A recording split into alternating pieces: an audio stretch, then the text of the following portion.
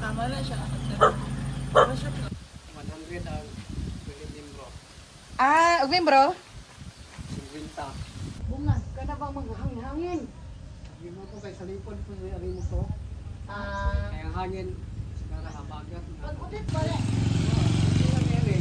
Pag-udit, ito kumpal nga. Mas kabarog. Kabarog yan. Naka naman ang katong ceremony trap. Katong kuan? Sa primero, di pagtaak ba? Wala baksan na. Baksan is mangita. Mangita o ganang bagto. Abog eh. Ang risko ko, katabang sa barangay sa Kansubayan.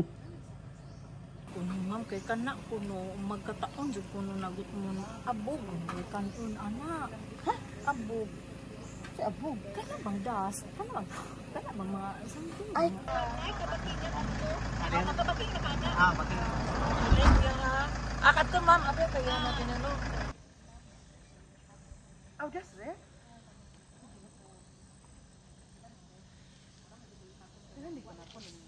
Kailangan ko ay tingnan.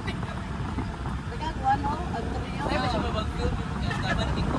Sorry, mami.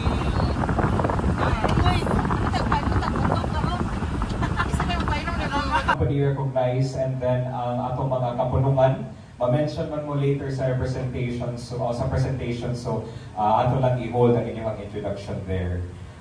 Kawas ang mga farmers ato ang mga citizens sa lain-lain ng mga serbisyo.